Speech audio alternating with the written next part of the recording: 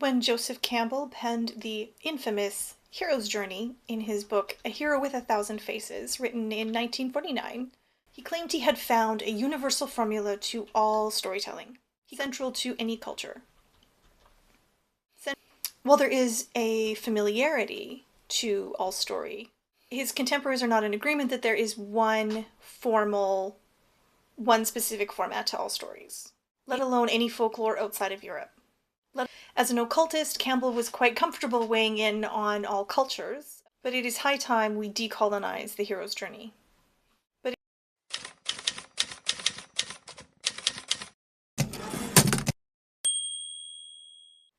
Welcome to The Whistle Press. I'm your host, Jen Whitfield, and in this episode of narrative and folklore and myth, we're going to dive deeper into how Joseph Campbell has colonized the hero's journey, and ask the question, is he really the authority on all cultures and myth?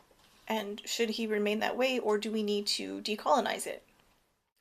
We're going to explore how he was an occultist and how it probably isn't appropriate for him to be weighing in on every culture, even though he thinks he can. And we're going to compare his work to his contemporaries and previous folklorists who had tried to find a science to storytelling and myth, and compare his work to their work. And ask the question, did they agree that there was in fact one universal format? And lastly, I leave you to consider, how can we decolonize the hero's journey?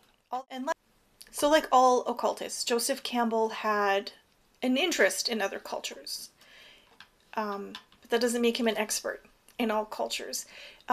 He briefly studied Sanskrit in France early in his career. He was interested in Native Americans. But does that make him an expert enough to weigh in on any and all cultures and say, yes, there's like one format and everything follows it? Does that make him an expert? It takes years to study Sanskrit, like a lifetime. You can't just dabble with it for a couple years in college and say, I'm now an expert in Eastern philosophy. It doesn't work that way. But that didn't stop him from becoming an expert. For example, in what he calls apotheosis of the Buddha, who of course started out as Siddhartha in his journey, Campbell forces the Buddhist story into this psychoanalytical framework, and he frames it as an androgynous character of the Bodhisattva that represents the male-female psychosexual dynamic, referring to the Buddha as a bisexual god. None of this is accurate. None of this is correct. And so you can see the way that he felt like he could just weigh in on any culture and say, through the psychoanalysts, it was about the male and female psyche being reconciled. That is not who or what the Buddha is. And there are far better experts on what Buddhism is than Joseph Campbell saying, well, I'm the expert. And that's the issue with colonization, and that is why I say we need to decolonize the hero's journey. For as much as we have decolonized everything else, or at least begun that process of, for some reason, the hero's journey has gotten this pass that it's just okay to accept that one man said, I understand everything, and there's this one universal format. So there are certainly commonalities. But there's not necessarily wide agreement that there is one universal story that can like spring out of all cultures, and you can just find like one unifying formula that all storytelling follows. And experts do not agree if something does spring out of the subconscious, or if there's a contamination from other cultures, that it's actually the ideas have spread. Some ideas, like a great flood, are synonymous to pretty much every culture. It's also an overstatement to say that they retell the same stories. For example, supernatural aid appears to pull the hero into the story in one of the early stages of Joseph Campbell's hero's journey. But he says there are exceptions to this, like the jinn in the Persian Prince. So even he has to admit there isn't one specific thing. And it wasn't that Joseph Campbell was really rigid on the idea of one solid thing. He was like, if there is one, here's what it could be. It wasn't actually his idea that there had to be one rigid form of storytelling. That actually came when people summarized his work for the movie industry. And they said, oh yeah, like there's one formula that everything follows. This is just not true. That's not how folklorists agree, and that's not how myth experts agree. And then Campbell refers to the Dreamweaver Spider Woman from Navajo myths as a crone. This is that three-phase framework that occultists put all female goddesses into, is that they start out as the virgin, and then they become the mother, and then in their late stages they become the crone. And I would not agree that that's what the Spider Woman is. I think that's a colonial framework, and it's a very limiting framework, and she's a very important figure in Navajo storytelling. She creates all life. She is the cosmos itself, and she's very central to what we would call manifesting and creating life as you know it. That's not a crone. That's just forcing her into this occultist Wiccan ideology, which is not what she is. And so those are the problems with Joseph Campbell's hero's journey. And we have this idea that we're clinging so dearly to, that there is one universal format of the hero's journey, and you can apply this underlying structure to any and all stories, and essentially all stories just inherently and intuitively follow it. And I think we seriously need to challenge that whole concept. As for the science of story, this has been practiced for quite some time, and there is some agreement that there is some universality.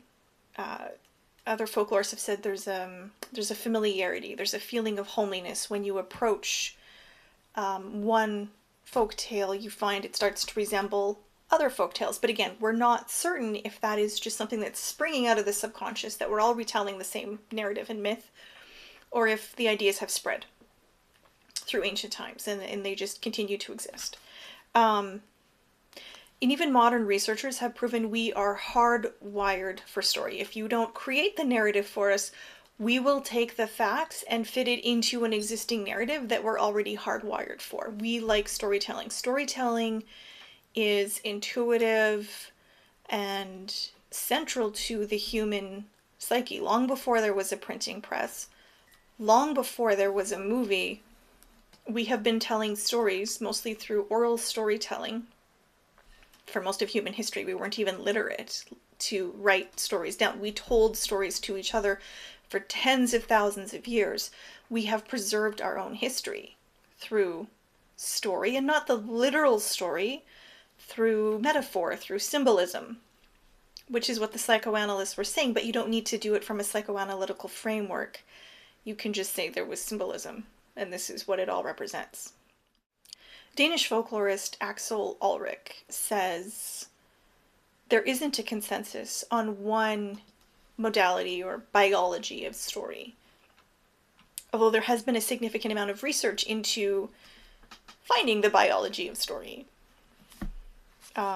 He agrees there's a familiarity in all folk tales, but when he breaks it down in his theory, he does stay central to European stories, and he makes the example that in India, their stories don't necessarily follow the same structure. So a really common theme is things will occur in threes, and he breaks down how those things occur, and that's coming up in my next video. But he discusses how we do tend to repeat things in threes, and other folklorists have identified threes, which is something that Joseph Campbell actually never identifies in his theory. He's just looking for this structural framework. But he ignores the law of threes, that things do in fact recur in threes, but not in India, because threes are bad luck. They come in fours in most storytelling in India. Historically, there was more threes before that changed, but they will come in fours. And so the idea that there's this underlying framework, it's a very problematic idea.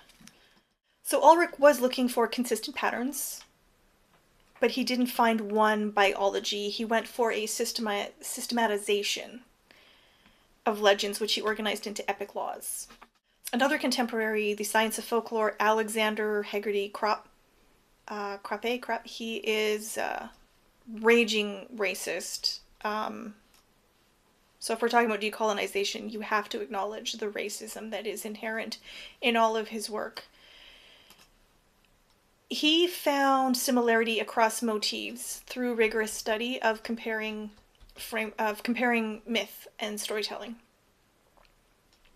But those motifs occur only in a limited number of tale types. And again, he went to the story. There's not like one thing that you can apply, because the idea of the hero's journey has been applied to all story, like speeches, movies, folk tales, novels. Even like a nonfiction documentary will try to follow the hero's journey. And the historical folklorists, they did not say there's one format. They said in each typology you will find commonalities. So for example, he breaks down Nix Not Nothing. We find a particular amount of stages. The child is promised to a demon. There are 3 tasks imposed by the demon: flight of captive with the demon's daughter, 3 lifeless objects, pursuit by the demon, 3 objects thrown to create magical obstacles, curse of the demon's wife, the kiss causes the hero to forget his bride, 3 adventures of the bride, and undoing of the charm. And again, 3 appears in a wide number of fairy tales. And Campbell doesn't even mention that. So there is similarities, but it has to be limited in scope to the typology, and it has to be limited to the region. So to say that there's one, that's the kind of thing we need to decolonize with this worship of the hero's journey that was invented for the movie industry. So how do we begin to decolonize the hero's journey and our attachment to it as the utmost authority on storytelling? When we approach other cultures without representation from other cultures, we will inherently colonize them. And you see this when Joseph Campbell, who is not Buddhist and doesn't understand years of Buddhist wisdom, feels like he can be the expert and weigh in on that.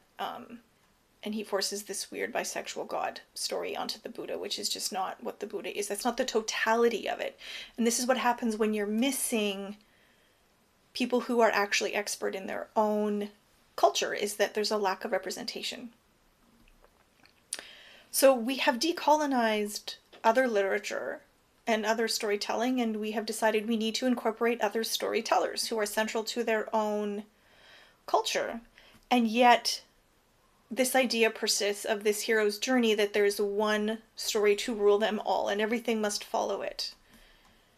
And I think it's time for a new paradigm. I think it's time that we dethrone the hero's journey and analyze it with better representation and find a new paradigm for new storytelling, which opens up new avenues for storytellers to break free from some of these limiting ideas that we have in storytelling and these rigid formulas that we're forced to follow. And I think it's time to start a whole new paradigm. Thank you for watching. I'm Jen Whitfield. I've been your host, and be sure to tune in next week for our next episode on the epic laws by Axel Ulrich, the Danish folklorist. See you then. Be sure to subscribe and catch my next video. Bye for now.